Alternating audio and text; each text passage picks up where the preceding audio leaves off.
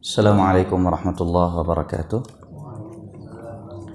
Alhamdulillahi wa kafa wa salatu wassalamu ala abdihi al-mustafa wa ala alihi wa sahbihi wa man ittaba'a hudahu wa iqtafa wa ba'd. Rabbi shrah li sadri wa yassir li amri wa hlul 'uqdatan min lisani yafqahu qawli.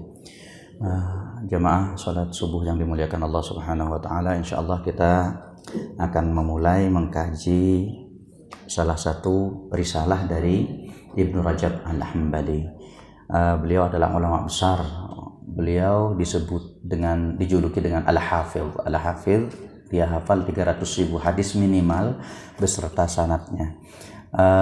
Salah satu kebiasaan kita ketika kita mempelajari sebuah kitab, kita harus membaca kitab kuningnya dulu ya. Baru setelah itu kita pelajari terjemahannya. Untuk buku terjemahannya insyaallah banyak di internet, jenengan bisa beli, harganya murah, sekitar 30 atau 40 ribu. Tapi kalau untuk yang mengerti atau memahami bahasa Arab, monggo di print bahasa Arabnya ini. Saya sudah kasih filenya, share filenya ke takmir masjid, sudah dibagi, tinggal di print. Karena berbeda nanti ketika kita membaca terjemahannya dengan membaca langsung bahasa Arabnya. Taste-nya itu lebih kena bahasa Arabnya.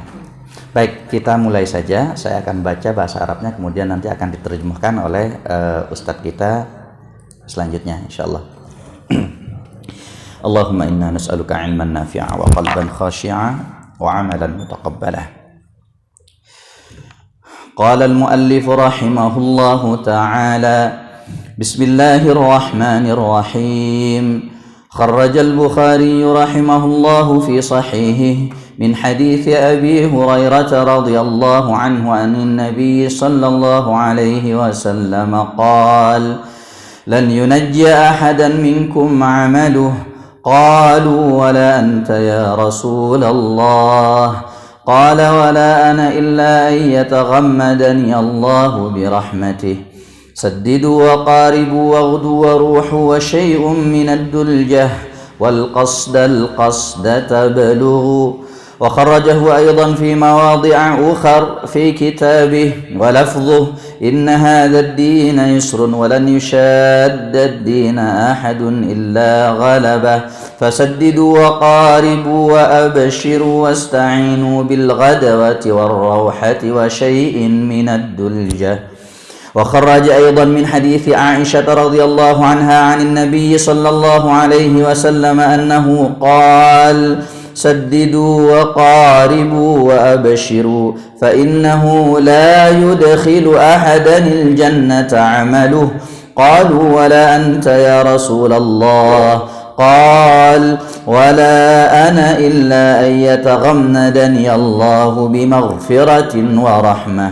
وخرج أيضا من حديثها عن النبي صلى الله عليه وسلم قال: سددوا وقاربوا واعلموا أنه لن يدخل أحدكم عمله الجنة وأن أحب الأعمال إلى الله أدومها وإن قل. اشتملت هذه الأحاديث الشريفة على أصل عظيم وقاعدة مهمة، ويتفرع عليها مسائل شتى من مسائل السير والسلوك إلى الله تعالى في طريقه الموصل إليه. تفضل. Imam Al-Bukhari meriwayatkan dalam kitab Sahihnya dari hadis Abu Hurairah radhiyallahu anhu dari Nabi Shallallahu alaihi wasallam, beliau bersabda, amalan seseorang itu tidak bisa menyelamatkan dirinya. Para sahabat bertanya, tidak juga engkau wahai Rasulullah? Beliau menjawab, tidak juga aku, kecuali karena limpahan rahmat kasih sayangnya kepadaku. Beramallah kalian dengan tepat dan mendekatkanlah kalian, beribadahlah pada pagi, sore hari, serta pada sebagian waktu malam. Beribadahlah yang pertengahan, maka kalian akan sampai. Baik, di sana di buku tertulis lan yunjiyah, Ustaz. Lan yunjiyah itu diperbaiki untuk lafaz riwayat Bukhari, bukan lan yunjiyah tapi lan yunajjiyah. Lan yunjiyah di buku itu lafaz riwayat Muslim, bukan Bukhari. Lan yunajjiyah. Oh, tidak ada yang bawa, belum ada yang punya buku, Mungkin nanti bisa dibeli, kita pelajari bersama, Lan yunajjiyah yang benar, bukan lan yunjiyah. Lafaz Muslim. Baik. Di sini Rasulullah SAW bersabda, tidak ada satupun dari kita yang bisa diselamatkan oleh amalnya. Semua dari kita masuk ke surga karena rahmat Allah. Karena rahmat Allah. Ini sesuai dengan hadis yang diriwayatkan oleh Imam Hakim. Dari Jibril radhiyallahu anhu, beliau bercerita, dengan ilmu yang Allah berikan padanya, ada seseorang, dia mungkin kaumnya Nabi Nuh mungkin, jadi umurnya itu ribuan tahun. Dia berdoa kepada Allah, ya Allah, berikanlah saya tempat di mana saya bisa beribadah khusus kepadamu tanpa terganggu oleh siapapun, tanpa ada makhluk apapun. Allah mengabulkan doa dia. Dia diberikan sebuah tempat di tengah lautan, di satu gunung. Jadi ada gunung di tengah lautan, gunung mati tentunya. Di sana dia beribadah siang malam tanpa henti. Beliau beribadah selama 500 tahun, siang malam 500 tahun. Mungkin umurnya, karena umat Nabi Nuh itu ribuan tahun, mungkin umurnya 1000 atau 900, wallahu alam. Hanya saja di sini di riwayat ini disebutkan beliau beribadah selama 500 tahun non-stop. Kemudian beliau juga meminta kepada Allah, ya Allah, jangan cabut nyawaku kecuali aku dalam keadaan bersujud kepadamu, karena aku ingin dibangkitkan kelak di akhirat, di hari kiamat dalam keadaan bersujud. Allah kabulkan doanya. Jadi malaikat maut ketika ajalnya datang, dia menunggu waktu dia bersujud. Ketika dia bersujud, baru dicabut sama Allah. Masya Allah. Orang yang mati dalam keadaan bersujud bagus atau tidak, Pak, Bu? Bagus, gih, Masya Allah. Jarang dari kita yang mati dalam keadaan bersujud, jarang. Tapi kelak dengan ilmu Allah yang diberikan kepada Jibril, informasi dari Allah, kelak orang ini ketika akan dimasukkan ke surga, Allah berfirman kepada para malaikat, adkhilu abdi al-jannata birahmati. Masukkan hambaku ini ke dalam surga karena rahmatku. Rahmat itu artinya kasih sayang, rasa kasihan lah, rasa iba. Maka hamba ini tak terima, ya Allah, jangan engkau masukkan aku ke dalam surgamu karena kasihan dong. Kenapa? Karena saya sudah beribadah 500 tahun, masa saya masuk surga karena kasihan? Masukkan saya ke surga karena amalku. 500 tahun siang malam beribadah, masa masuk surga bukan karena amal, karena kasihan? Maka apa kata Allah? Baik, kalau seperti itu, kamu memang maksa seperti itu. Dia mengatakan berkali-kali, bi'amali ya Rabb, bi'amali ya Rabb. Masukkan aku ke surga karena amalku ya Rabb. Karena amalku, bukan karena rahmatmu, bukan karena rasa kasihanmu, bukan. Supaya ada gunanya gitu loh, beribadah 500 tahun. Maka Allah dengan maha adilnya, Allah menyuruh malaikat untuk menimbang antara amal yang dia lakukan 500 tahun beribadah dengan nikmat yang Allah berikan. Subhanallah. Ketika baru ditimbang nikmatul basar, nikmat melihat saja, kenikmatan melihat selama di dunia, 500 tahun ibadahnya dengan nikmat melihat langsung seimbang, sama. Ketika Allah menyuruh lagi untuk masukkan lagi nikmat mendengar, langsung jomplang. Artinya apa? Beribadah 500 tahun itu sama dengan satu nikmat, nikmatul basar, nikmat melihat saja. Belum nikmat tangan, nikmat kaki, nikmat berjalan, nikmat bernafas. Allahu Akbar. Sehingga pada waktu itu Allah berfirman kepada para malaikat, adkhilu abdin nar. Masukkan hambaku ini ke dalam neraka. Ke dalam neraka. Karena tak cukup, amal dia tak cukup untuk membeli surga. Ditukar dengan nikmat penglihatan saja, selesai, sudah habis sudah. Maka pada waktu itu sebelum diseret ke dalam neraka, hamba ini mengatakan kepada Allah, ya Allah, birahmatika ya Rabb, birahmatika ya Rabb, ya Allah, masukkan aku ke dalam surga dengan rahmatmu ya Allah, dengan rahmatmu. Nyerah dia, nyerah. Dia mengira amal ibadahnya 500 tahun itu hadiahnya Masya Allah, pahalanya Masya Allah. Ternyata tidak sebanding dengan satu nikmat yang Allah berikan, nikmat penglihatan. Gitu. Kadang kita itu Pak, Bu, sombong, angkuh, merasa congkak kalau kita sudah beribadah itu full rasanya. Menghatamkan Al-Quran 1 hari 1 malam kayak keren banget gitu. Tidak. Nikmat Allah jauh besar daripada ibadah-ibadah kita. Itulah kenapa kalau kita mau hitung-hitungan amal, sebanyak apapun amal kita tidak cukup untuk memasukkan kita ke surga. Bahkan Rasulullah dalam hadis ini, Rasulullah mengatakan tidak ada satupun yang bisa masuk surga dengan amalnya. Termasuk engkau wahai Rasulullah, kata para sahabat. Iya, termasuk saya. Rasulullah sholat malam sampai bengkak kakinya. Ibu, bapak, ada yang sholat malam sampai bengkak kakinya? Tidak ada. Capek iya, ngilu iya, bengkak enggak. Bengkak ini bukan semalam 2 malam, perlu tiap malam. Dan itu pun enggak sejam 2 jam, 3 jam ke atas baru bengkak. Harus tiap malam. Jadi kita sholat malam paling cuma 15 menit, 30 menit, paling banter 1 jam.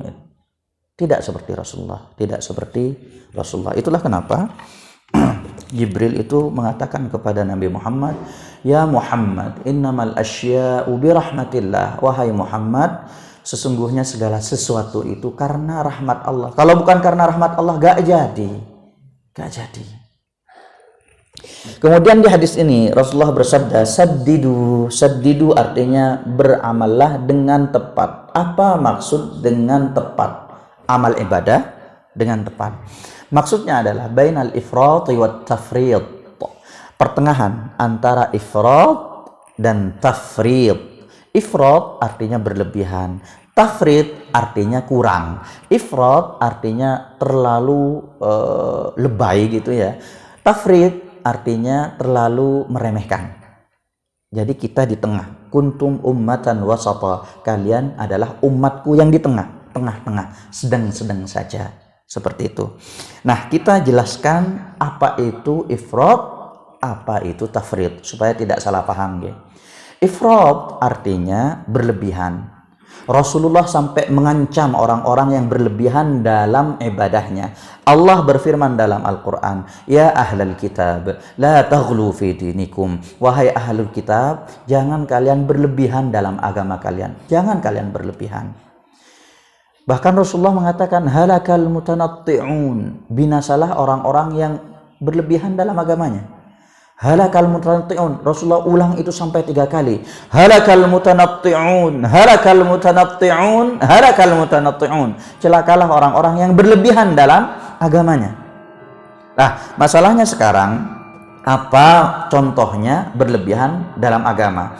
Kenapa? Karena mungkin bagi sebagian orang berlebihan dalam agama itu tidak sesuai dengan pemahaman yang ada di syariah. Sebagai contoh, di kampus salah satu mahasiswa saya, dia sholat 5 waktu berjamaah. Kemudian setiap sholat dia baca Al-Quran. Baca Al-Qurannya paling cuma 5 menit, maksimal 10 menit. Dia bertanya kepada saya, "Pak, mohon maaf, saya mau bicara 4 mata." Boleh, silahkan. Dia menceritakan bahwa, "Pak, ada teman-teman saya yang mengatakan saya ini terlalu berlebihan dalam agama, mabuk dalam agama." Loh, kamu udah melakukan apa saja? Apa ibadah kamu sehingga kamu dikatakan mabuk dalam agama? Enggak, Pak, saya cuma sholat berjamaah saja 5 waktu. Saya baca Al-Quran setiap habis sholat 5 menit saja. Itu saja? Iya, itu saja. Artinya apa? Bagi orang-orang di luar sana yang tidak mempelajari agama, jarang datang kajian, jarang membaca Al-Quran, sholat 5 waktu termasuk berlebihan. Wal'iyadzubillah. Nah, ini orang-orang yang seperti ini banyak loh, Bu, Pak. Ketika jenengan memakai hijab syar'i, hijab yang menutup, bagi sebagian orang itu berlebihan, jangan mabuk dalam agama. Bagi bapak-bapak yang pakai jubah ini memanglah al-af'al al-jibilliyah, artinya dia tidak termasuk sunnah. Tapi kalau kita memakai jubah karena kecintaan kita pada Rasulullah, kita ngefans sama Rasulullah, maka kita akan diganjar karena cinta kita, bukan karena jubahnya gitu. Karena jubah ini orang Arab, tradisi Arab. Oke. Tapi ketika kita pakai jubah karena cinta, ngefans sama Rasulullah, maka kita akan diganjar karena kecintaan kita. Tapi ketika kita pakai jubah, kita mungkin di luar sana ada orang-orang yang akan mengatakan, dia berlebihan dalam agama, dia mabuk dalam agama. Makanya untuk menentukan berlebihan dalam agama ini kita perlu dalil.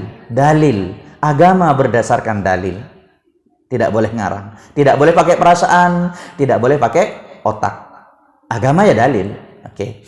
Baik, dulu dalam sebuah hadis yang diriwayatkan oleh Imam Bukhari ada gambaran-gambaran yang menceritakan tentang berlebihan ini. Yang pertama, jadi ada sebuah peristiwa Nabi itu masuk masjid di bagian wanita, di belakangnya ada tiang dua. Di antara tiang itu ada tali yang diikat antara dua tiang, ya, memanjang. Rasulullah mengatakan, ini tali punya siapa dan untuk apa? Maka para sahabat pada waktu itu mengatakan, itu tali yang dibuat oleh Zainab. Setiap dia sholat malam, ketika merasa capek, beliau akan nyender ke tali itu. Bayangkan tuh, bagaimana semangat para sahabiah dalam beribadah. Ketika beliau keletihan dalam sholatnya, beliau akan nyender di tali itu. Masya Allah. Alhamdulillah kita sholat tarawih misal. Sholat tarawih mungkin sholat paling panjang ya. Tapi kita gak sampai geleot gitu. Gak sampai geleot ya. Gak sampai capek seperti itu. Itu pasti sholatnya itu lama banget. Itulah kenapa Rasulullah pada waktu itu langsung mengatakan, hullu, lepaskan tali itu. Fal yusalli ahadukum, hendaklah kalian sholat sesuai dengan nasyatah, sesuai dengan semangatnya. Gak apa-apa, sholat semangat gak apa-apa. Tapi kalau capek, fal yaq'ud, maka sholat duduklah sambil duduk. Insya Allah di sini Pak, sholat tarawihnya berapa jam kalau di sini? 1 jam. Oh, setengah jam. Baik. Kalau setengah jam aman lah Pak ya. Gak mungkin sampai bergelantungan kita. Tapi kalau kita sholat di Temburu, jadi di Indonesia itu lengkap Bu, Pak. Ada sholat tarawih yang 5 menit selesai. Ada. Allahu Akbar ya ada. Tapi ada juga yang memang dia sholat tarawih ngatamin Al-Quran 30 juz, mulai dari habis Isya selesai jam 3. Jenengan ke Temburu, di sana ada satu masjid khusus hufaz, orang-orang yang hafal Al-Quran. Memang setiap malam menghatamkan Al-Quran dalam sholat tarawihnya. Hatta orang yang hafal Al-Quran pun ketika mereka bermakmum kepada orang yang menghatamkan Al-Quran nih semalam, dia tidak berdiri terus semalaman, enggak. Kalau capek ya duduk sambil murajaah, dengerin imam. Jadi jangan sampai kita menggunakan perasaan Allahu Akbar, saya gak mau, walaupun saya capek saya tetap berdiri Allahu Akbar. Tidak, harus ada dalil. Jangan pakai perasaan. Baik, di sini Rasulullah juga bersabda, itu ifrat ya. Ifrat artinya berlebihan ya. Kemudian di sana ada tafriq. Tafriq itu artinya meremehkan atau kurang ya. Contohnya seperti apa? Ini biasanya kalau ifrat itu radikal yang memang dia berlebihan dalam agamanya. Kalau tafrid itu radikal liberal. Tapi kalau di Indonesia apapun yang berbau agama dikit-dikit radikal. Allahul musta'an. Mereka tak paham apa itu radikal, apa itu berlebihan, tak paham karena mereka tak mengaji. Jangan-jangan kalau mereka kembali lagi ke zaman Rasulullah, mereka akan sebut semua sahabat itu radikal. Waliyadzubillah. Satunya lagi liberal nih. Liberal ini memang dia kurang lah. Dia mengatakan ngapain sholat jemaah, toh sholat sendiri saja sudah sah. Jangan mabuk dalam agama. Ngapain sholat Senin Kemis, sholat Ramadan saja, ngapain puasa Senin Kemis, puasa Ramadan saja sudah cukup, gak usah berlebihan. Ini liberal. Bahkan yang versi ekstrimnya, ketika ada orang yang mengaku cendekiawan muslim, dia mengaku bahwa wa aqimis sholata li dzikri, dan dirikanlah sholat untuk mengingatku. Karena tujuannya adalah mengingat. Saya tidak perlu sholat, ruku, sujud, tak perlu. Saya tinggal berduduk, meditasi, kontemplasi, sudah. Yang penting saya zikir. Ini liberal. liberal. Nah, ini juga salah. Jangan terlalu ke kanan, jangan terlalu ke kiri. Baik, Rasulullah juga bersabda di dalam hadis ini, waqaribu, dan mendekatlah kepadaku, walaupun mendekat sambil merangkak, sambil merengsek, gak masalah. Yang penting tiap hari ada amalan kita yang kita khususkan untuk mendekatkan diri kepada Allah. Kenapa? Allah sangat menghargai ikhtiar kita. Kalau kita mendekat kepada Allah 1 jengkal, Allah akan mendekatkan diri pada kita sehasta. Itu hadis sahih, hadis qudsi. Kalau ada hambaku yang mendekat kepadaku 1 jengkal, aku akan mendekat kepadanya 1 hasta. Kalau ada hambaku yang berlari, berjalan kepadaku, maka aku akan datang kepadanya dalam keadaan berlari. Allah akan lebih cepat mendatangi kita kalau kita terus istiqomah mendekat kepadanya. Memang tujuan hidup kita itu apa, Pak, Bu? Ibadah. Wa ma khalaqtul jinna wal insa illa liya'budun. Kami tidak menciptakan jin dan manusia kecuali untuk beribadah kepadaku. Memang kita itu biasanya lalai untuk khususkan waktu dalam beribadah, untuk mengkhususkan waktu dalam beribadah karena aktivitas harian. Ada loh orang-orang yang tujuan hidupnya itu bukan ibadah. Tujuan hidupnya hanya untuk misal menggapai sebuah jabatan tertentu. Pikirannya ya cuma gimana caranya saya nyampe ke sana. Ada yang tujuannya hidup cuma untuk mengumpulkan harta sebanyak-banyaknya. Ada kebanyakan dari kita malah yang tujuan hidupnya itu cuma menunggu waktu pensiun. Berangkat pagi pulang malam, berangkat pagi pulang malam. Sudah itu saja, tunggu waktu pensiun. Apakah ini salah? Tidak. Tidak. Selama kita meniatkan cita-cita kita itu untuk ibadah. Jadi kalau kita niatnya jabatan nggak masalah. Tapi nanti ketika sudah dipegang tuh jabatan, gunakan untuk menolong agama Allah. Kita bercita-cita untuk kaya, nggak masalah. Yang penting nanti kekayaan itu digunakan untuk diinfakkan di jalan Allah, tak masalah. Tapi itu saja tidak cukup, tidak cukup. Kenapa? Kita perlu waktu khusus antara kita sama Allah, hanya berdua saja. Itulah hadis yang diriwayatkan oleh Imam Muslim. Dalam sebuah hadis qudsi, Allah berfirman, ya bani Adam, wahai manusia, wahai hambaku, tafarragh li ibadati, khususkan waktu untuk beribadah kepadaku. Khususkan waktu. Jangan beribadah di sisa-sisa waktu atau kalau sempat saya beribadah. Enggak. Memang harus dikhususkan sa'ah atau sa'atain kata para ulama.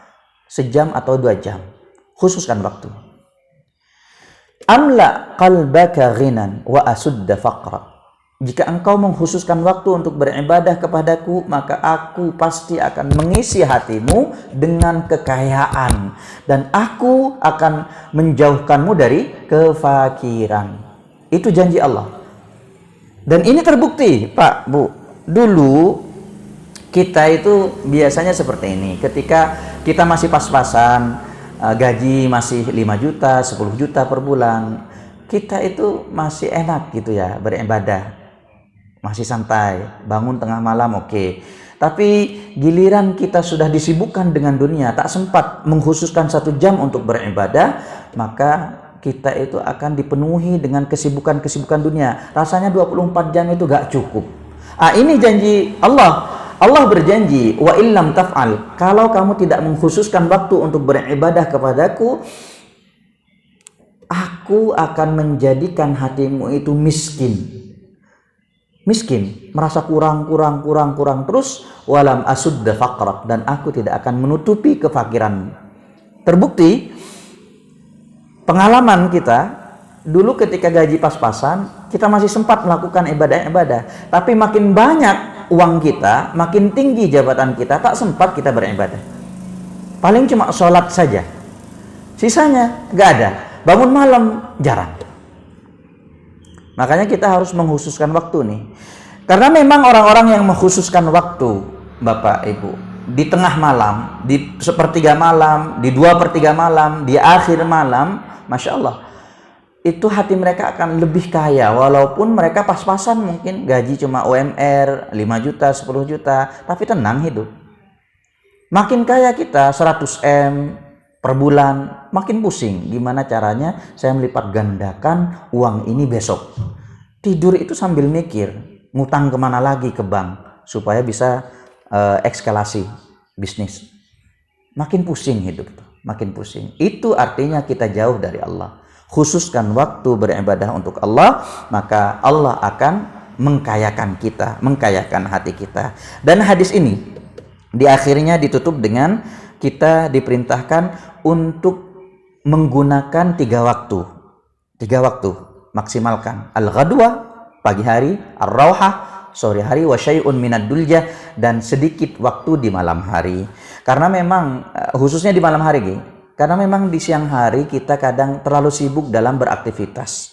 Allah tahu itu, Allah tahu. Makanya Allah berfirman dalam Al-Quran, diperintahkan kepada Nabi Muhammad, ya ayyuhal muzammil, wahai orang-orang yang berselimut, tentunya di malam hari, qumil laila illa qalila, bangun malam. Allah tahu, innalaka fin nahari sabhan tawila, karena engkau di siang hari banyaklah urusan-urusan. Bukan hanya bapak-bapak saja yang bekerja, ibu-ibu pun yang nggak bekerja, cuma ibu rumah tangga. Sebenarnya ibu rumah tangga itu pekerjaan yang paling sibuk, bersih rumah, kemudian masak, dan seterusnya. Multitasking, multifungsi, mulai jadi koki, jadi pembersih, dan seterusnya.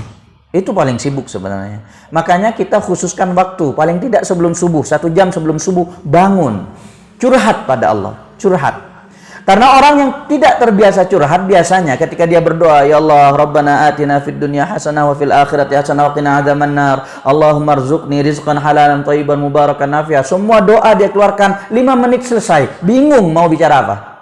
Tapi orang yang biasa bermunajat kepada Allah, munajat itu berbeda dengan doa. Doa itu langsung minta to the point, ya Allah, aku minta ini ya Allah, tolong ini ya Allah. Tapi kalau munajat itu curhat. Ya Allah, istriku seperti ini ya Allah, suamiku kayak gini ya Allah, anakku kayak gini, gimana ya Allah, berat hidup nih kayaknya ya Allah, bantu aku ya Allah, tanpa bantuanmu tak sanggup saya ya Allah, gitu. Curhat, itulah munajat. Dan kalau jenengan perhatikan, semua yang dikatakan oleh nabi-nabi dalam Al-Quran ketika memohon kepada Allah, sifatnya, bentuknya bukan doa tapi munajat. Contoh, Nabi Ayub, beliau sakit 40 tahun, di riwayat lain disebutkan 70 tahun. Tapi ketika sudah mentok sakitnya, beliau berdoa kepada Allah, ya Rabb, inni massani ad-durru wa anta arhamur rahimin. Wahai Tuhanku, sesungguhnya aku ditimpa kemalangan, sedangkan Engkau adalah Zat yang Maha Pengasih. Ini munajat. Kalau doa itu Allahumma shfi mardi, ya Allah, sembuhkan aku ya. Tapi kalau munajat lebih kepada curhat. Nabi siapa yang ditelan ikan? Yunus. Ketika beliau ada di dalam perut ikan, apa kata beliau? La ilaha illa anta subhanaka inni kuntu minadh dhalimin. Tiada ada Tuhan selain Engkau ya Allah, Maha suci Engkau ya Allah, aku ini sudah zalim ya Allah, aku sudah zalim ya Allah, maafkan aku ya Allah. Itu munajat. Kalau doa, Allahumma khrijni min al-hut, ya Allah, keluarkan aku dari perut ikan ini, to the point. Jadi ketika kita terbiasa bermunajat kepada Allah, kita akan lebih lihai dalam rangkai kata. Ya. Lanjut, Ustaz. Imam Al-Bukhari juga meriwayatkan di tempat lain dalam sahihnya dan nafasnya, Rasulullah SAW bersabda, sesungguhnya agama ini mudah, seseorang tidak akan memberatkan dirinya dalam beragama, kecuali dia akan terkalahkan merasa bosan. Maka beramallah kalian dengan tepat, mendekatlah, bergembiralah, dan mintalah pertolongan pada pagi, sore, serta pada sebagian waktu malam. Baik, hadis ini, hadis selanjutnya yang kedua ini sama dengan hadis yang pertama, cuma ada tambahan di sini. Rasulullah berfirman, inna hadzal dina yusrun, sesungguhnya agama itu mudah. Agama itu mudah, jangan dipersulit. Biasanya kita mempersulit karena perasaan kita, karena pakai otak kita. Contoh, sholat subuh, sebelum subuh berapa rakaat? 2 rakaat. Dalilnya 2 rakaat. Kemudian kita pakai perasaan, sholat subuh, sebelum subuh 2 rakaat, pahalanya lebih besar daripada dunia dan seisinya. 2 rakaat. Gimana kalau 20 rakaat? Otak main. Sulit jadinya. Agama itu mudah, jangan dipersulit. Tapi ingat, Agama sudah mudah, jangan lebih mudahin lagi, dientengkan, jangan. Agama itu sudah mudah, ikuti yang pertengahan. Apa maksudnya? Agama itu mudah. Sholat, misal, sholat. Kalau kita tak mampu sholat berdiri, kita boleh sholat duduk. Tak mampu sholat duduk, sholat berbaring. Sholat berbaring, maksud sholat berbaring ini seperti ini, guys. Kalau kita tak mampu berdiri, tak mampu duduk, kepala kita mampu bergerak, kepala gerakin ketika sholat.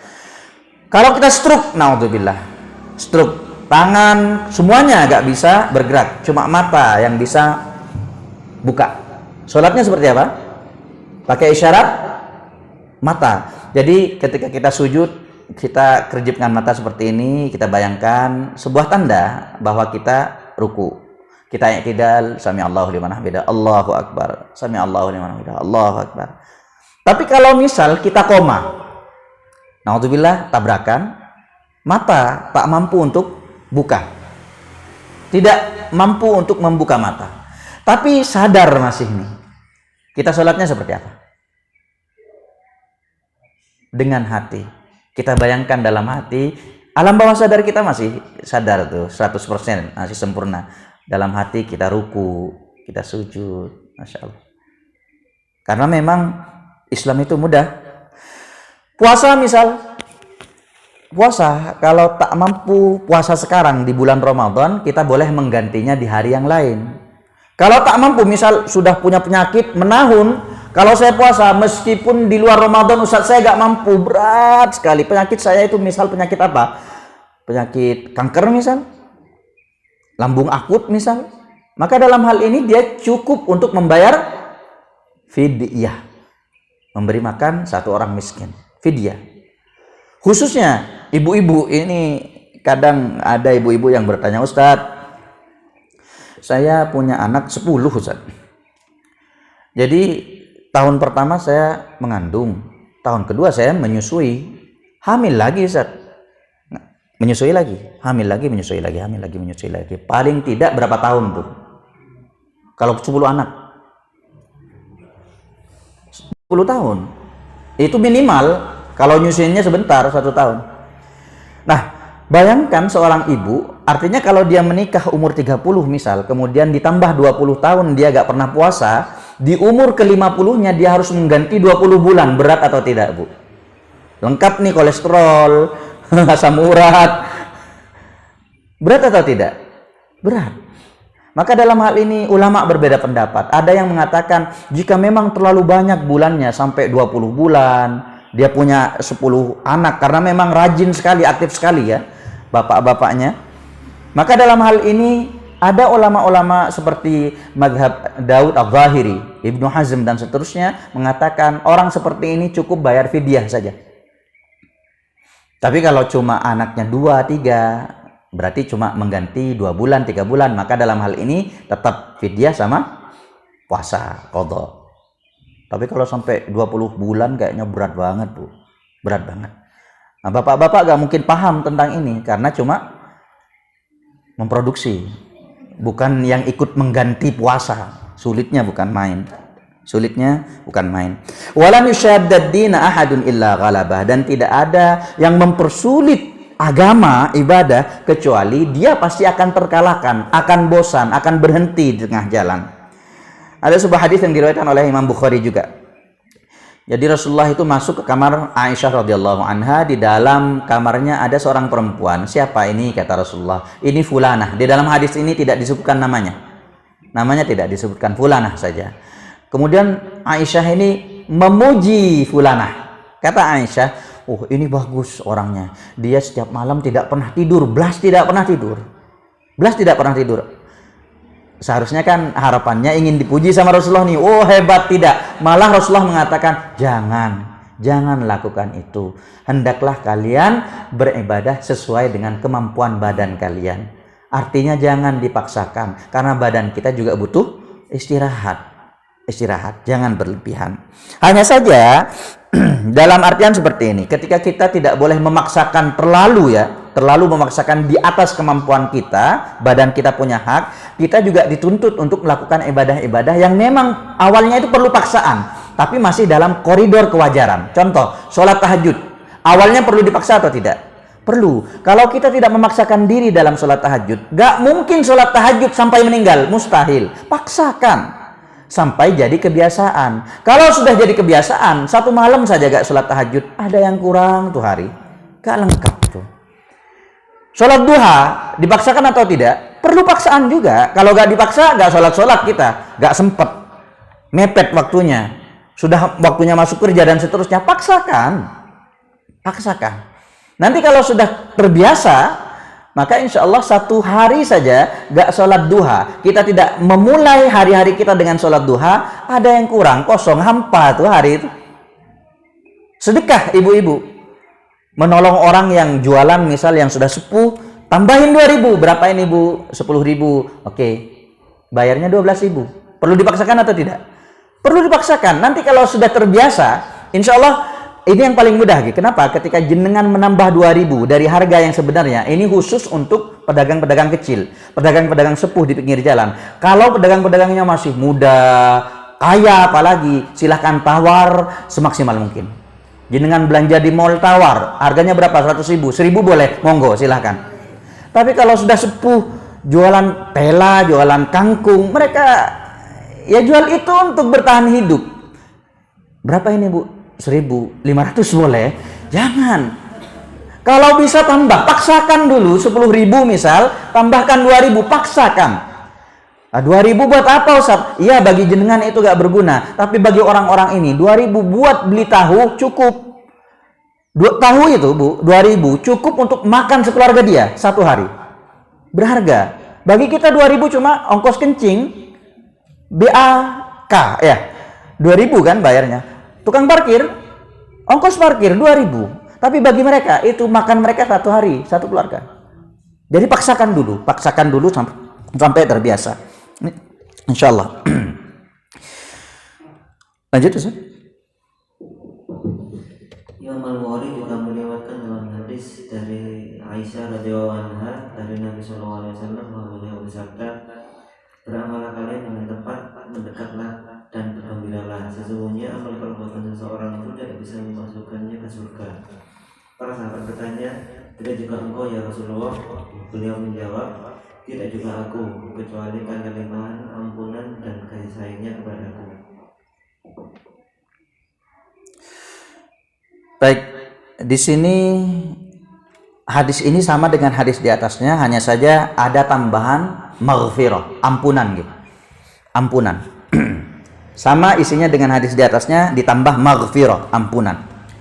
Kita tidak bisa masuk surga kecuali kita sudah mendapatkan ampunan dari Allah.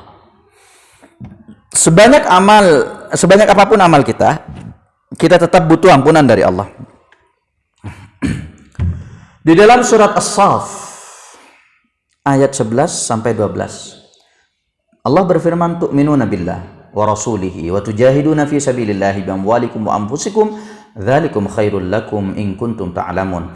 Orang-orang yang beriman kepada Allah dan Rasulnya, kemudian mereka berjihad menggunakan seluruh harta dan nyawanya mereka pertaruhkan, dzalikum khairul lakum, itu baik bagi kalian.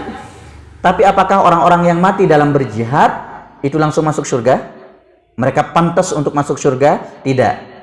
Apa yang mereka butuhkan? Yaghfir lakum dzunubakum wa yudkhilkum jannat. Hal pertama, ketika mereka sudah mati dalam mati syahid, mereka mati dalam berperang, maka yang pertama yang dibutuhkan mereka adalah yaghfir lakum dzunubakum. Perlu ampunan dari Allah dulu. Baru setelah itu wa yudkhilkum jannat. Baru setelah itu Allah akan memasukkan dia ke dalam surga. Tanpa ampunan kita tak berhak masuk dalam surga. Tidak berhak. Kenapa? Sebagus apapun manusia, sebaik apapun manusia, dia pasti punya dosa. Berbeda dengan Nabi, kecuali Nabi maksum. Nabi setiap berbuat kesalahan langsung ditegur sama Allah. Kalau kita tidak. Sesuci apapun kita, mau sorban yang kita pakai panjangnya 50 km misal, tetap saja pasti ada dosanya. Nah, masalahnya penghuni surga itu adalah orang-orang yang bersih dari dosa. Mustahil kita bisa masuk surga kalau kita masih berbuat dosa. Kalau kita masih punya dosa. Nah, makanya di sini kalau kita melihat, Masya Allah, Allah memberikan dua pilihan. Yang pertama, kita dicuci dulu. Namanya dosa, sebelum masuk ke surga harus dibersihkan dulu gitu. Dibersihkannya di mana? Di neraka. Di neraka, harus masuk neraka dulu untuk dibersihkan dosanya. Karena tidak ada satupun dari kita yang bersih dari dosa. Gak ada, mustahil, kecuali Nabi. Allah berfirman dalam sebuah hadis, Allah nanti di akhirat akan mengatakan kepada para malaikat yang menjaga neraka, keluarkan seluruh hambaku dari neraka yang di dalam hatinya masih ada sebiji iman, bagian kecil dari iman. Makanya itulah kenapa ada ulama-ulama yang menjelaskan bahwa bahkan ada hadis-hadis, walaupun itu hadis hasan, hadis dhaif, yang mengatakan bahwa barang siapa yang mengatakan la ilaha illallah, dia mati atas itu pasti masuk surga. Cuma masalahnya tidak langsung masuk surga kalau masih ada dosanya. Perlu dicuci di neraka. Tergantung dari dosanya. Semakin banyak kotoran maka akan makin lama dicucinya. Kalau dosanya dikit, maka mungkin dicucinya cuma 1 hari, 2 hari. Ustadz, alhamdulillah Ustadz, saya merasa dosa saya itu sedikit Ustadz. Insya Allah saya paling dicuci 1 hari Ustadz. Iya, monggo, kajian pede gak masalah. Tapi ingat, Allah berfirman di dalam Al-Quran, wa inna yawman inda rabbika ka'alfi sanatin mimma ta'uddun. 1 hari di akhirat itu sama dengan 1000 tahun di dunia. Kalau jenengan pede, paling cuma 1 hari dicucinya. Di akhirat lamanya seperti apa? Seperti 1000 tahun di dunia. Jadi jangan main-main. Jangan main-main. Pilihan kedua, kalau kita langsung mau masuk surga tanpa dicuci adalah menerima ampunan dari Allah. Inilah yang kita harapkan. Inilah yang kita harapkan. Makanya ketika Rasulullah itu sholat sunnah, beliau ada orang di depan beliau. Dia berdoa dengan suara yang agak lantang sih. Ya Allah, Allahumma in kunta mu'aqibi bihi fid dunya.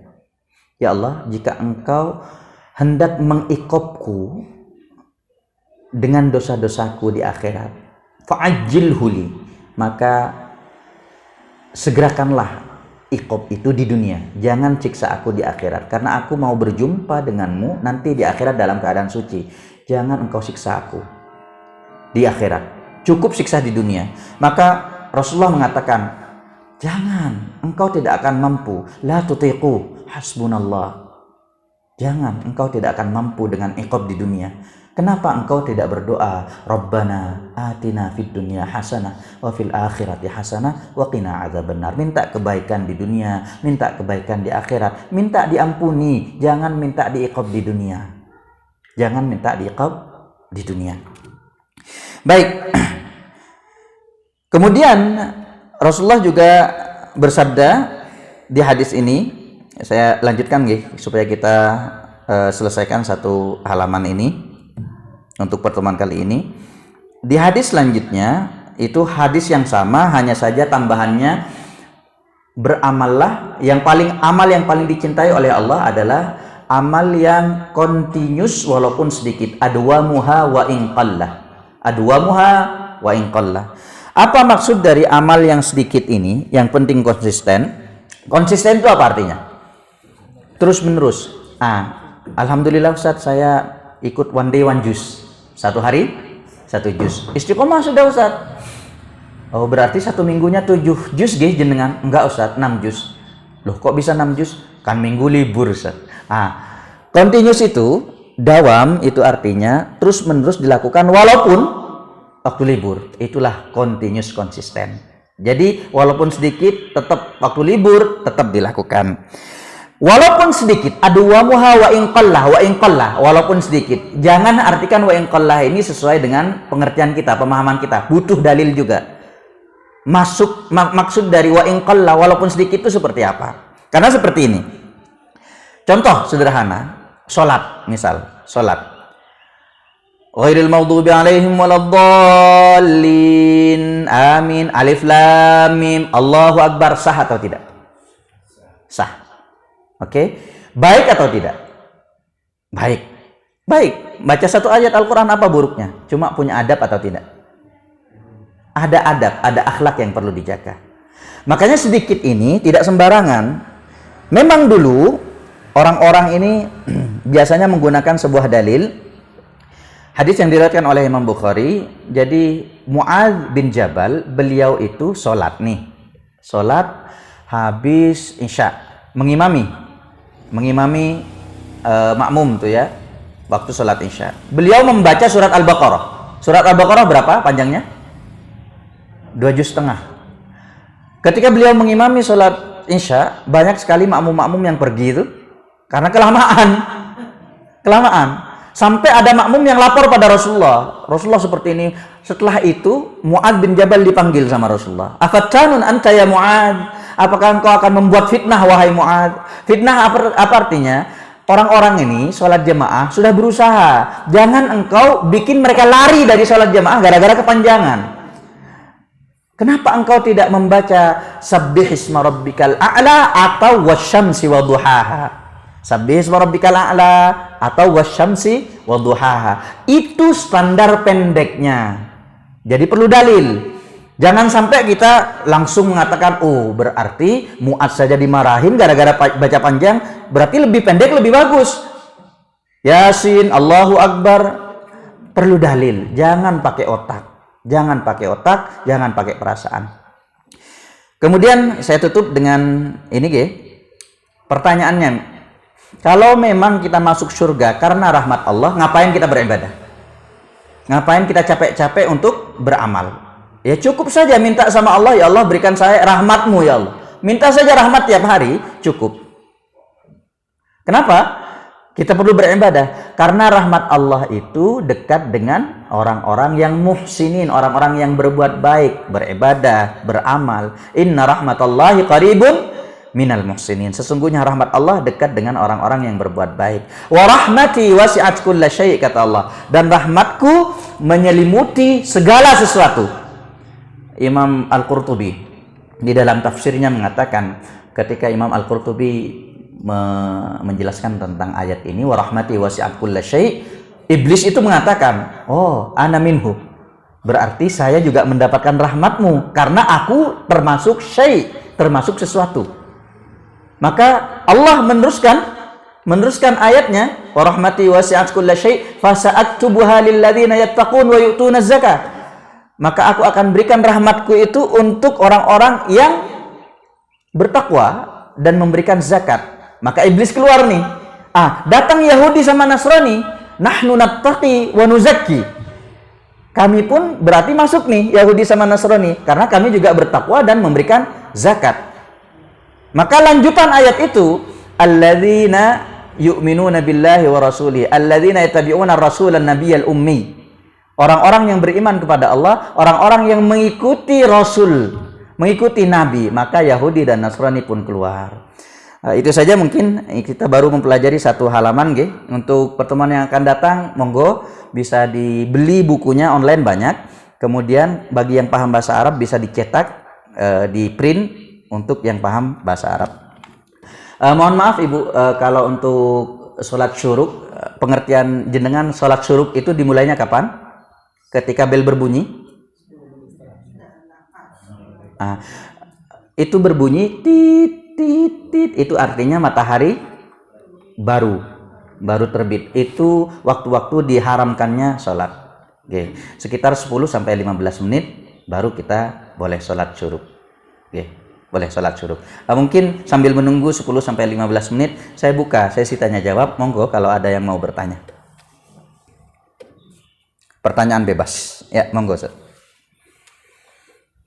Mengenai pertanyaan mahasiswa tadi, Ustaz, itu belum dijelaskan yang dimaksud dengan berlebihan dalam agama itu seperti apa.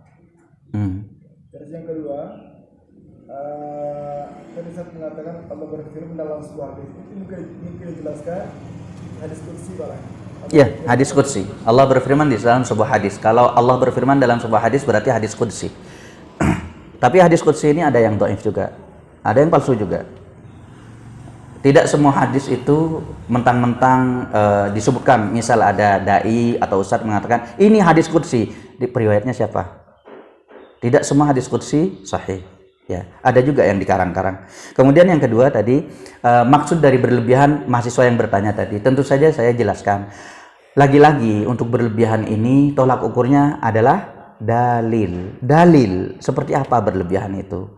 Contohnya seperti tadi, Zainab yang menggunakan tali diikat sama 2 tiang, dia sholat, kalau capek dia sholat sambil senderan ke tiang itu berlebihan. Contoh lagi berlebihan ketika Mu'adz bin Jabal menjadi imam, dia baca surat Al-Baqarah 2 juz setengah, itu berlebihan. Nah, masalahnya orang-orang di luar sana ngelihat orang yang sholat 5 waktu berjemaah itu berlebihan. Nah, itulah kaum-kaum liberal. Atau memang mereka tidak belajar agamanya sama sekali. Banyak dari kita, umat Islam, KTP-nya Islam tapi tidak mempelajari Islam. Tak paham tentang Islam. Yang penting saya di KTP beragama Islam. Makanya jenengan Bapak Ibu kita semuanya bersyukur kepada Allah karena Allah membimbing kita duduk di majelis ini, membimbing kita untuk sholat jamaah, membimbing kita untuk terus berpuasa. Banyak sekali orang-orang di luar sana yang belum mendapatkan hidayah. Hidayah itu mahal, Bu. Hidayah itu mahal. Paling mahal itu hidayah. Kenapa? Bahkan Nabi pun tidak bisa memberikan hidayah pada orang-orang yang beliau cintai. Nabi Muhammad, beliau menangis histeris ketika paman beliau meninggal, belum sempat mengucapkan syahadat.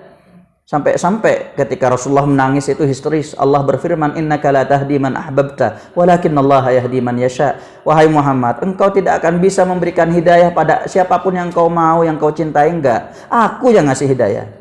Aku yang ngasih hidayah. Nabi Nuh, anaknya, istrinya gak selamat. Nabi Lut, istrinya gak selamat.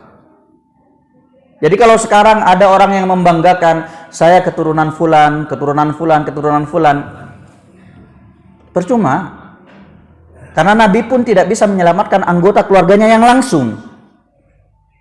Kita semua diselamatkan karena rahmat Allah, karena kita berusaha untuk mendekatkan diri dengan amal-amal ibadah kita.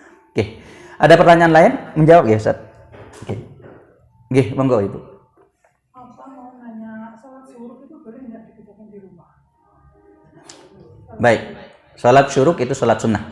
Sholat sunnah seperti ini, Bu. Kalau untuk tempatnya, ini pembahasan fikih. Tempat untuk melaksanakan sholat, baik sholat wajib ataupun sholat sunnah. Semua tempat yang suci itu boleh. Di jalan juga boleh. Yang penting suci. Tapi jangan di pinggir jalan raya. Khawatir mobil. Boleh di rumah. Cuma yang paling afdol memang di masjid ataupun di kamar. Soalnya kan kalau perempuan nggak harus berjamaah di masjid. Iya, di masjid atau di kamar. Di masjid itu khusus untuk laki-laki, di kamar untuk perempuan. Di kamar untuk perempuan. Oke, mudah-mudahan menjawab ya. Hadisnya apa? La tamna'u ima Allahi masajida. Jadi ada sebuah hadis yang menyatakan bahwa perempuan itu yang paling afdol adalah sholatnya adalah di pojok kamar. Bahkan bukan di ruang tamu, di pojok kamar. Saking dari dimuliakannya seorang perempuan. Benar-benar dijaga sama Islam. Hanya saja Rasulullah juga bersabda, la tamna'u ima Allahi masajida. Kalau ada perempuan yang ingin ke masjid, gak boleh kalian larang. Karena mungkin yang bisa menimbulkan fitnah mungkin yang masih muda-muda, yang belum nikah. Tapi kalau yang sudah nikah, yang sudah sepuh, mereka lebih tenang sholat di masjid, maka silahkan sholat di masjid. Tapi untuk laki-laki di masjid. Kalau memang tidak sampai gitu ya, kita datang nih, sudah selesai nih sholat jamaah. Sebenarnya yang perlu digarisbawahi itu, yang penting itu sholat jamaahnya. Masjidnya itu afdoliyah saja, keutamaannya aja. Tapi yang lebih penting adalah sholat jamaahnya. Makanya ulama itu seperti Imam Hambali mengatakan sholat jamaah hukumnya apa? Imam Hambali mengatakan syarat syah. Gak sholat jamaah, batal sholatnya. Imam Hambali. Berbeda dengan Imam Hanafi, Imam Syafi'i, fardu kifayah. Ada yang mengatakan sunnah muakkadah. Sebagian Syafi'i mengatakan fardu kifayah. Ada yang mengatakan fardu ain. Dawud Al-Zahiri mengatakan fardu ain. Fardu ain artinya kalau kita tidak sholat jamaah nggak sah. Kalau tanpa udzur. Imam Syafi'i mengatakan sunnah muakkadah, sunnah yang ditekankan pahalanya besar. Kenapa? Karena memang sholat jamaah ini pahalanya banyak sekali. Perbandingannya sholat sendiri berapa? 1. Sholat jamaah 27. Sedikit Ustadz. Iya, kalau hitungannya satu sholat. Coba jenengan kalikan saja. Kalikan, misal jenengan hidup sholat 50 tahun jemaah kali 27 berapa? 1350 tahun. Jenengan sholat sendiri selama 50 tahun, hitungannya pahalanya 50 tahun sholat. Tapi kalau sholat jemaah 50 tahun, hitungannya jenengan sudah sholat jemaah itu dihitungnya beribadah selama 1350 tahun. Jauh. Makanya kenapa Rasulullah ketika beliau sholat isya, selesai sholat.